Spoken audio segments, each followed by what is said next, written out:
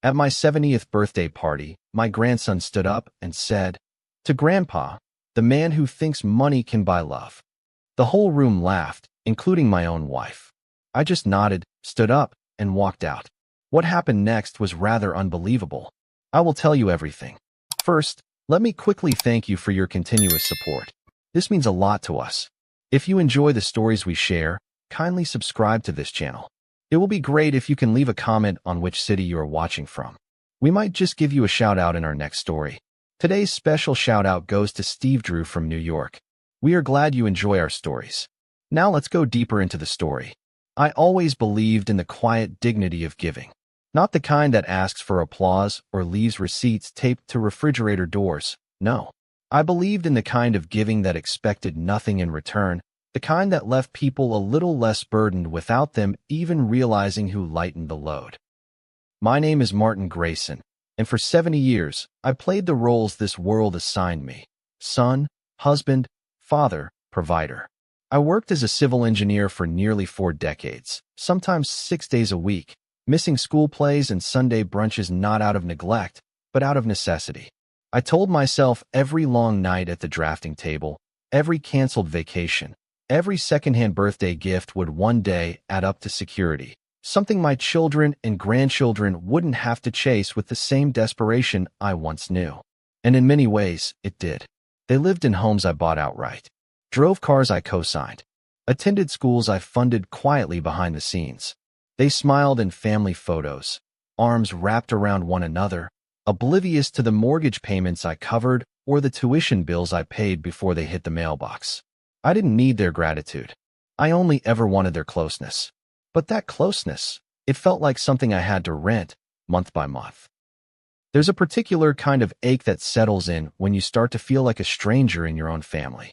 It doesn't happen overnight. It creeps in slowly: missed phone calls, text messages that go unanswered, birthday wishes reduced to generic posts on social media. I used to think it was just the times, that maybe I was being too sensitive. They're busy, I'd tell myself. You raised them to be independent, remember? But deep down, I knew better. I could feel the shift, the way conversations tilted toward finances more often than feelings. How no one asked how I was sleeping, but everyone remembered to ask when the next property was going on the market. And yet, despite it all, I planned my 70th birthday party with the kind of hope only a fool could summon. I thought maybe, just maybe, this would be the night I'd feel like more than a checkbook with a heartbeat. The house I rented for the occasion sat on the edge of Lake Marin, all glass windows and wraparound porches. I spared no expense. Hired caterers, a live jazz trio, even a photo booth stocked with silly hats and boas. I told the planner to make it feel like a wedding, because in a way, it was.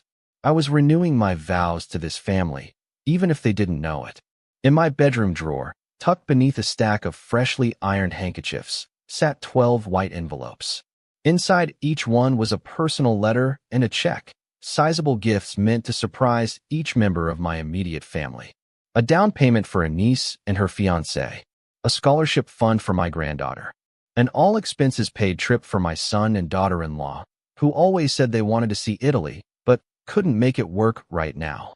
I had written each note by hand, trying to pour warmth into ink, believing that perhaps if my words reached where my money never could, they'd finally see me. I stood by the window the morning of the party, watching early guests trickle in.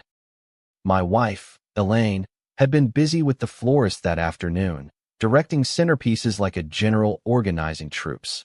We'd been married 47 years, and while the romance had cooled into quiet companionship, I always assumed there was still respect between us. That assumption would prove as foolish as my hope. As the evening picked up, I moved from conversation to conversation like a host at a gala. They all laughed, hugged, told me I looked great for 70. I smiled through it.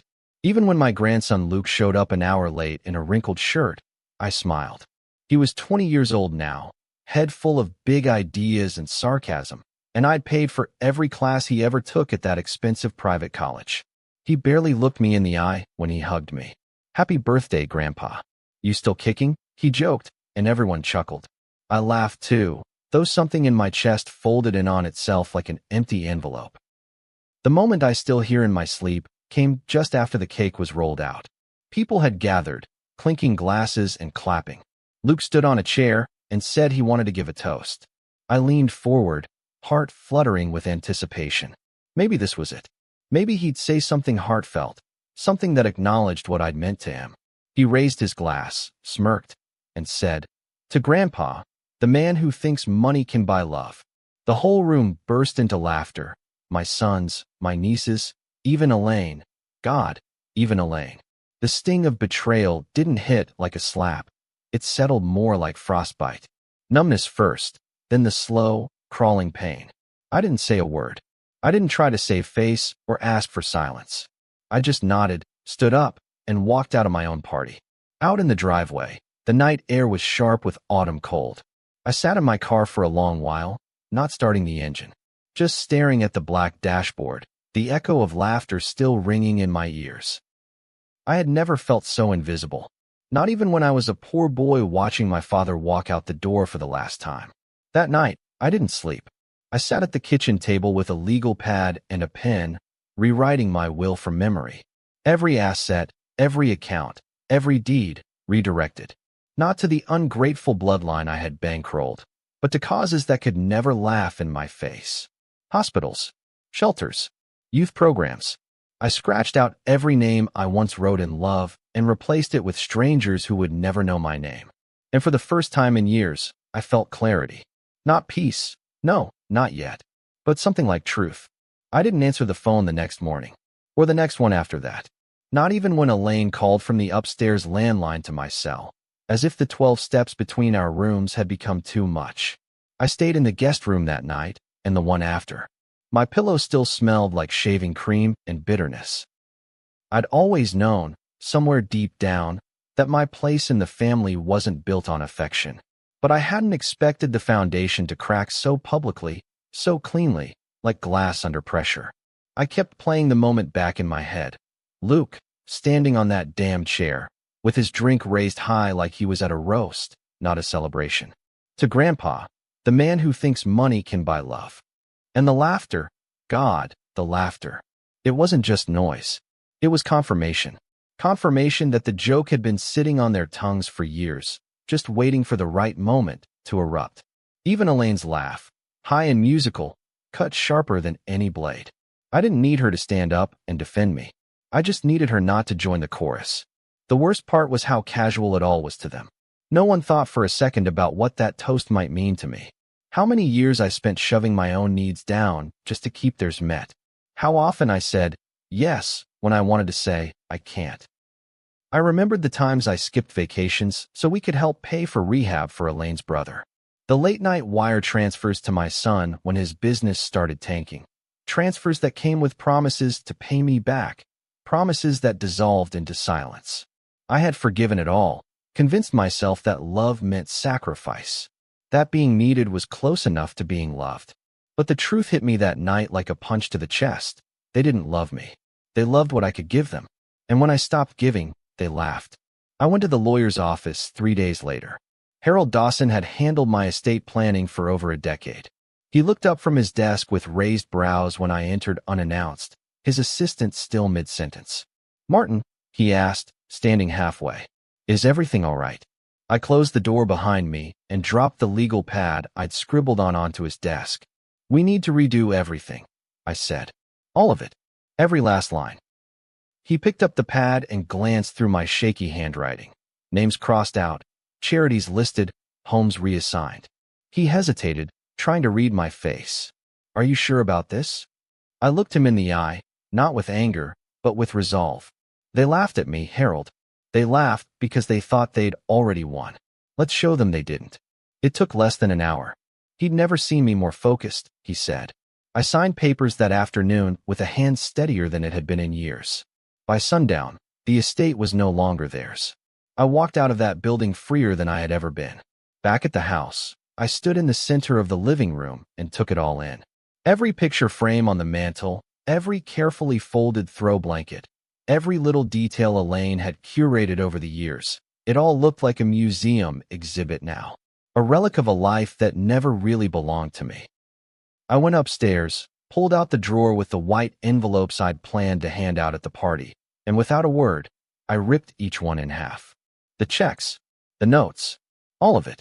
I watched the pieces scatter across the desk like dead leaves. I didn't cry. I didn't even feel anger. Just a stillness, heavy and hollow. The kind of silence that comes after a storm, when the damage is done and all you can do is survey the wreckage. I spent the rest of the evening drafting emails to my property manager and legal assistant. One by one, I began the process of reclaiming what was mine. Eviction notices went out within the week. Not out of vengeance, but clarity. My eldest son had been living in one of my lakefront properties rent-free for 6 years. My nephew and his new wife occupied the cottage upstate, the one I used to take my kids to for summer vacations. All of it under my name. All of it generously handed over without contracts or expectations. I didn't even need a reason to evict them. Just cause? I had decades of it. My lawyer filed the paperwork. My assistant changed the locks. The next call I got came from a blocked number, a voicemail I didn't bother to finish. "Dad, what the hell is going on?" the voice snarled. "You're being unreasonable." I deleted it without blinking. They had made a mockery of the only thing I had left to offer, my dignity. And they didn't deserve even a whisper of explanation. Elaine finally cornered me in the kitchen a few days later, her robe cinched tight like armor. "You're really going through with this?" she asked, voice low but sharp. "You're going to throw the family out into the street over a joke?" I looked at her, really looked at her, and for the first time in years, I realized I didn't recognize the woman in front of me. "It wasn't the joke," I said. "It was the laughter, yours included." She scoffed and turned away, muttering something about pride and stubbornness. But I didn't follow her. I didn't apologize. I had apologized enough in this lifetime for being too tired, too absent, too practical, too quiet. But I would not apologize for finally choosing myself. Not after 70 years of silence. That night, I slept with the windows open and the door closed. The house creaked in the wind, but I welcomed the sound. I had spent too many years trying to silence the voices in my head, the ones that told me I was being used, that I deserved more than transactional love. Now those voices had become my allies. They guided me through the storm, whispering truths I had long buried. I didn't know what the fallout would be, not exactly. But I knew one thing for certain. They would call. They would show up. They would beg. And when they did, I would not answer. Because the man they thought they could mock and manipulate no longer existed. It's an eerie thing, rewriting the future when you're closer to the end than the beginning. There's something both powerful and unsettling about sitting across from a man in a pressed gray suit, signing away the lives your family assumed they'd inherit. I remember the faint smell of coffee in Harold's office, the way the ballpoint pen felt so heavy in my hand as I scrawled my signature across document after document. Not a single tremble, not a moment of hesitation. Everything I'd spent decades accumulating, property deeds, bank accounts, trust funds, investments, was now set to be dispersed not among the familiar faces who bore my name, but to children I would never meet, patients I would never speak to, young people whose stories would never make it to my ears.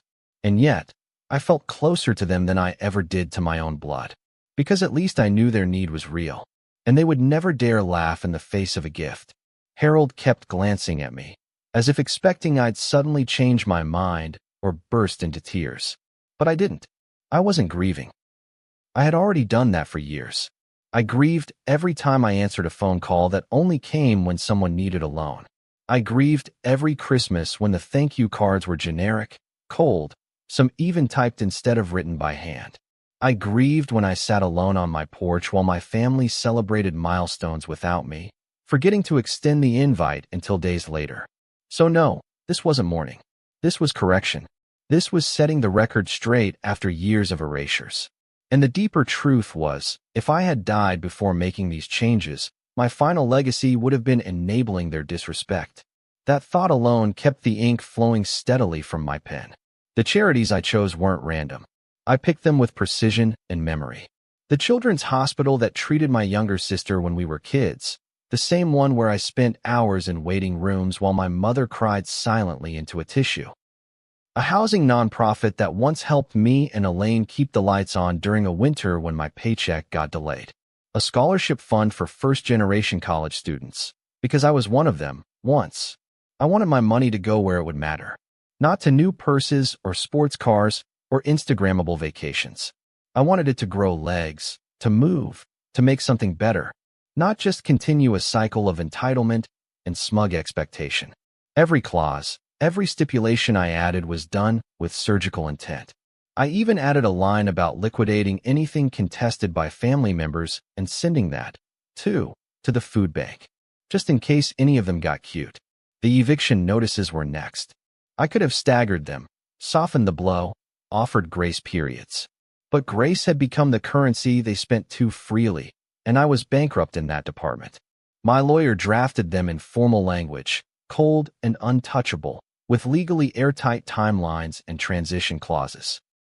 By the time the documents hit their mailboxes, most of them were still posting photos from the birthday party, smiling like everything was intact. They didn't know yet. They still thought they were on the winning side of a game they'd never bothered to learn the rules of.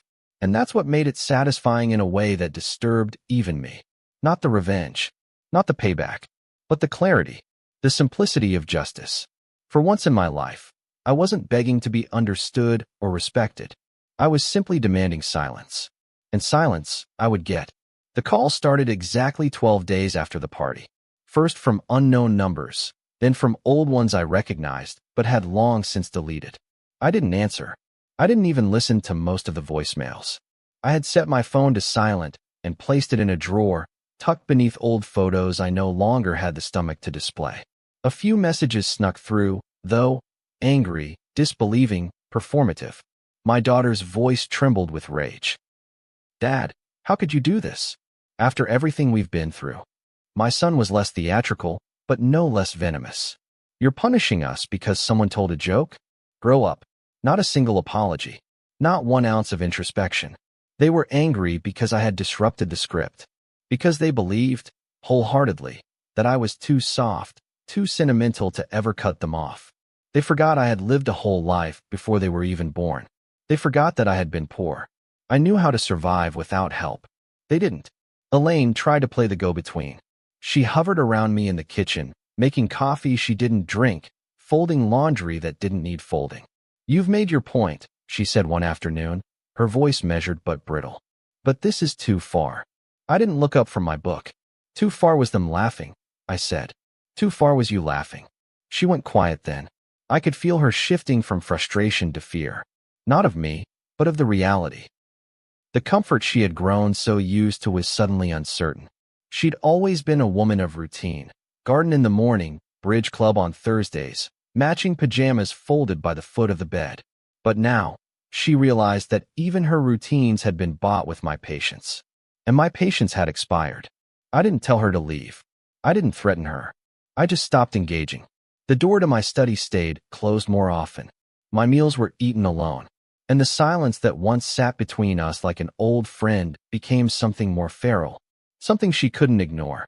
One night, I walked the perimeter of our house, checking locks and lights, something I hadn't done in years. Not because I was afraid of danger, but because I finally felt the need to protect something. Not the home, not the things, but the boundary I'd finally built between myself and a family that had mistaken access for affection. I stood in the backyard, watching the motion sensor lights flicker on, and realized something strange. I didn't feel guilty. Not even a little. What I felt, more than anything, was relief. Relief that I had stopped waiting to be loved properly. Relief that I no longer needed to rationalize disrespect as family quirks. For the first time in 70 years, I wasn't trying to earn my place at a table I had built. It didn't take long for the story to spread. Not just through whispered phone calls or group texts among cousins, but out into the open. My eldest daughter, Melissa, was the first to make it public. She posted a photo of our family from a Christmas years ago, all of us smiling in front of the fireplace, with the caption, "Funny how money can turn love into leverage." Some people forget who was really there. The comments rolled in, dozens, then hundreds, mostly from people who had no idea what actually happened. Friends of hers, distant relatives, old neighbors. They offered sympathy and outrage, blind loyalty to a narrative they hadn't even verified. And there I was, the villain in a story I hadn't agreed to be part of. They painted me as cold, controlling, emotionally absent. It didn't surprise me, not really. What surprised me was how quickly they rewrote history to serve their hurt. As if I hadn't paid mortgages, covered debts, and given second, third, fourth chances without hesitation. As if generosity had an expiration date, they decided to honor only when the gifts stopped coming. The more they lashed out, the quieter I became. It wasn't silence out of weakness, it was preservation. Every time someone tried to draw me into a confrontation, I took a breath and reminded myself, I don't owe them my defense. I had spent far too long explaining myself to people who never truly listened. There were voicemails, of course, some pleading, some threatening. My nephew Jonathan sent a text that read, I hope you die with all that money rotting in your account. My hands didn't even tremble as I blocked his number. I was done giving people like him the privilege of access. That's what no one tells you. Access is power. And for years, I had handed it out like Halloween candy to anyone who shared a drop of blood or a familiar last name. Now, I was reclaiming it, one ignored message at a time. The most difficult confrontation came face to face, when Melissa showed up unannounced on a rainy Tuesday. I hadn't seen her in weeks, not since the party, and certainly not since the eviction notice arrived in her mailbox. She didn't knock, just opened the door with the key I'd forgotten she still had. I was in the kitchen, slicing an apple with the calmness of a man who'd already rehearsed the moment 100 times in his head. You really going to do this, Dad? She asked, her voice somewhere between broken and belligerent. I didn't answer right away. I just wiped the blade clean, set it down on the cutting board, and looked at her. Really looked at her. The lines of entitlement were etched so deep in her face, I wasn't sure if I'd ever be able to see her clearly again. I didn't do anything to you, I said finally. I just stopped pretending your disrespect was love. She blinked, stunned, maybe because I didn't raise my voice. Maybe because, for the first time, I wasn't trying to soothe her with an explanation. She ranted for a while after that, about her kids, about her mortgage, about how embarrassing it had been to be asked to vacate a house she'd lived in for nearly a decade. She didn't once say the word sorry. Didn't once ask how I felt that night, sitting alone in my car after being humiliated by people I had spent a lifetime supporting. I listened until I couldn't anymore. You should go, I said. You have 30 days to find a new place. Use them wisely. Her eyes narrowed, but she didn't argue. Maybe she could feel it, that she'd already lost. That the version of her father who would cave under the weight of her guilt had finally died. Elaine watched all of this unfold with a silence that wasn't neutrality, it was paralysis. For days, she walked through the house like a ghost, opening cabinets just to close them again. She tried, in her own way, to keep the peace, making meals we didn't eat together, folding towels that hadn't been used. At one point, she stood in the doorway of my study and asked, Do you even care what this is doing to the family? I looked up from my desk and answered, I care that I let it go on this long. She flinched, like I'd struck her. I hadn't meant to be cruel, but the truth had sharpened inside me. I could no longer cushion it with soft words. She left the room quietly, and from that night on, she began sleeping in the guest room without explanation. We became roommates in a house filled with echoes, our conversations reduced to logistics and passing glances. It should have hurt more, but honestly, I felt relief. The distance was just a physical version of the emotional space we'd occupied for years. The only person who showed me genuine warmth in those weeks was someone I barely knew. Mrs. Patel, the elderly widow who rented one of my duplexes. She'd lived there for nearly 20 years, always paid on time, always sent handwritten notes with her checks. She was the only tenant I didn't evict, the only one who never asked for more than she needed. She showed up at my doorstep one morning with a peach cobbler and a soft smile. I heard your birthday was a few weeks ago, she said, her voice warm with something I hadn't felt in a long time, sincerity. I invited her in, and we ate cobbler on mismatched plates at the kitchen table. She didn't ask for anything. She didn't offer opinions on my family. She just told me about her garden, her late husband, and the way the rain made her knees ache. When she left, I promised her she'd never have to worry about rent again. That single moment of connection outweighed years of performative love from people who shared my DNA. The fallout wasn't just emotional, it was tangible. People unfollowed me online. Old friends distanced themselves. Family group chats dissolved into silence or exclusion. At church, I got side eyes from parishioners who had heard the twisted version of the story. But I held my head high, not out of arrogance, but out of certainty. I had spent my life giving without boundaries, and now I was drawing the line, not in sand, but in concrete. They could rage, they could gossip, they could cry on camera for all I cared. I had finally stopped bleeding for people who never once asked if I was okay. The confrontation wasn't subtle. It never is with my family, not when pride's on the line and someone smells a last chance to twist the narrative. I should have known something was brewing when Elaine suggested we go out for lunch at Murphy's Diner, of all places. She hadn't asked to eat with me in weeks, and I hadn't cared enough to question it. I assumed it was her way of softening the edges, maybe testing if we still had anything left worth salvaging. I wore my navy cardigan, the one she'd always said brought out the silver in my hair. She wore perfume for the first time since the birthday party. I almost let myself believe the ice between us had started to thaw, until I walked into that diner and saw them. Melissa, Luke, my son Alan, even Jonathan, the nephew who told me to rot, all seated in a semicircle booth like a firing squad in street clothes. Elaine kept walking without looking back, sliding into the booth like it had been prearranged. Because it had been. I had walked right into an ambush. There was a pitcher of water on the table, untouched. Napkins still folded, menus unopened. No one had come for food. This was war disguised as reconciliation, and I had stepped into it blind. Luke leaned back first, arms crossed, his face a mask of smugness that only youth can make seem righteous. "We just want to talk, Grandpa," he said, like he was defusing a bomb and not lighting the fuse. Melissa spoke next, her voice syrupy but sharp underneath. "You didn't give us a chance to explain.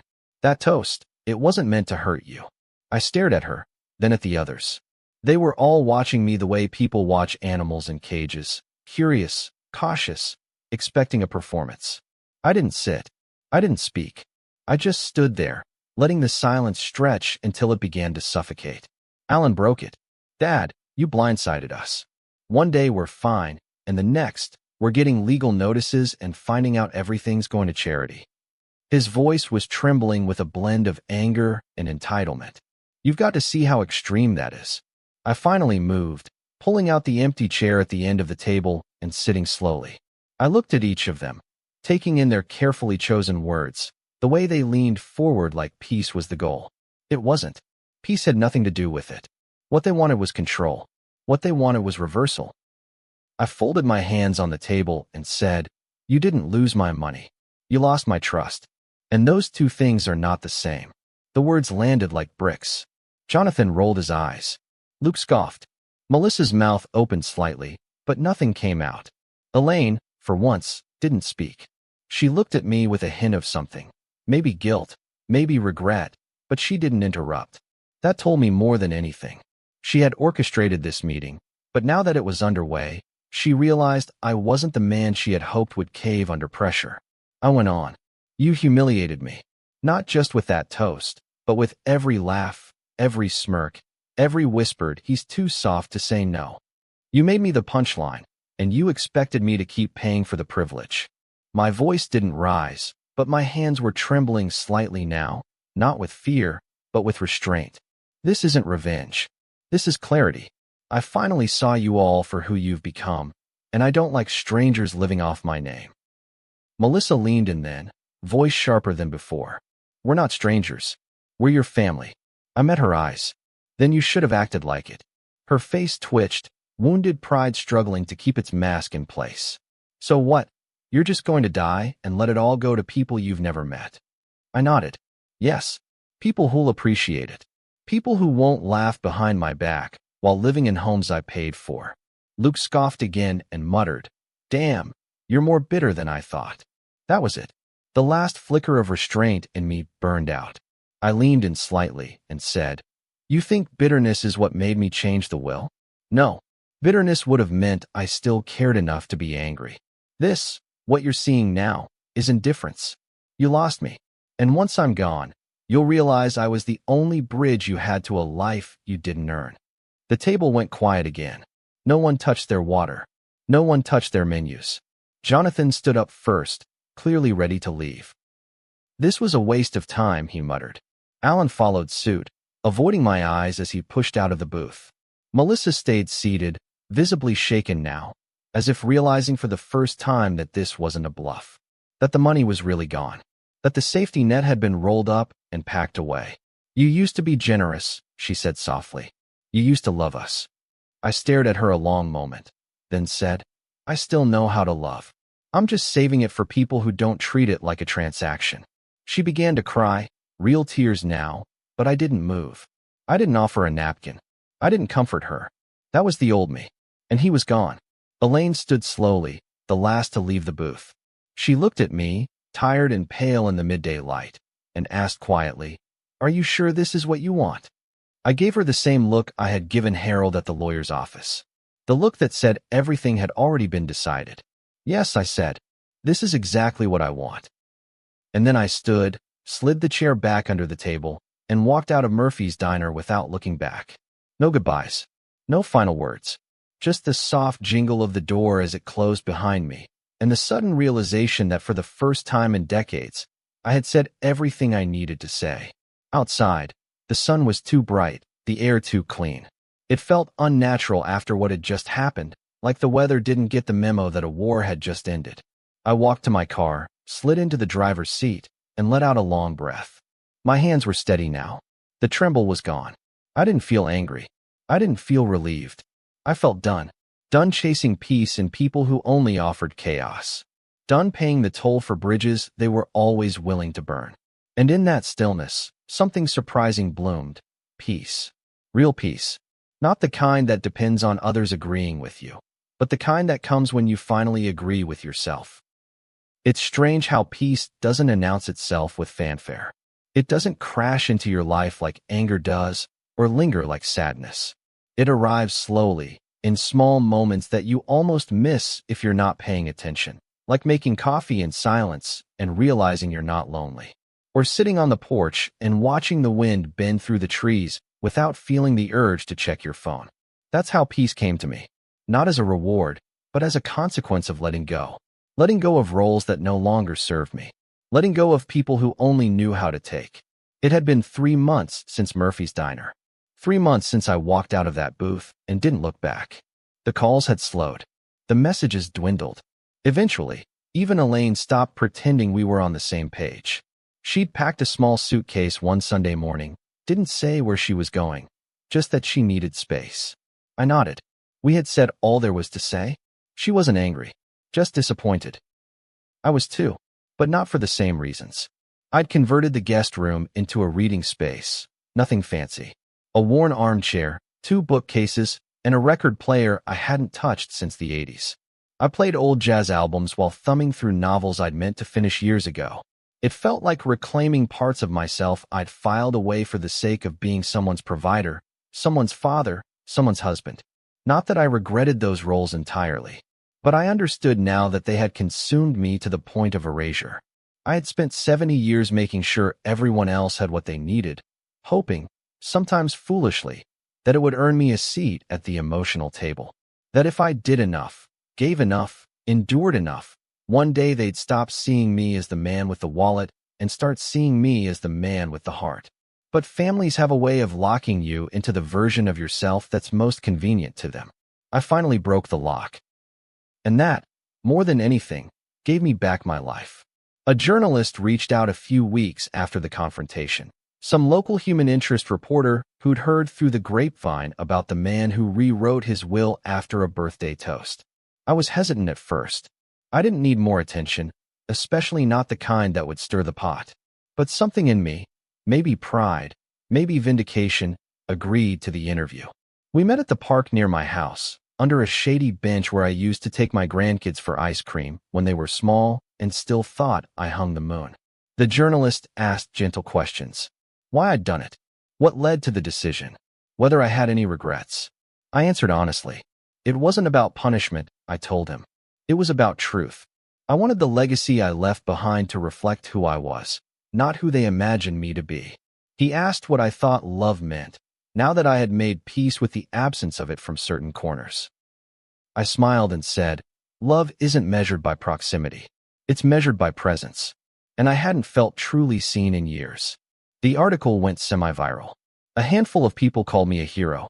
Others called me bitter. I didn't mind either. At least they were seeing me, not the hollow, obedient version my family had shaped over decades. A few letters arrived at my door. One from a woman in Iowa who said my story helped her cut ties with her toxic brother. Another from a retired teacher in Georgia who cried reading the article and said she'd finally found the courage to change her will, too. Those letters mattered more to me than anything I'd received from my own children in the past decade.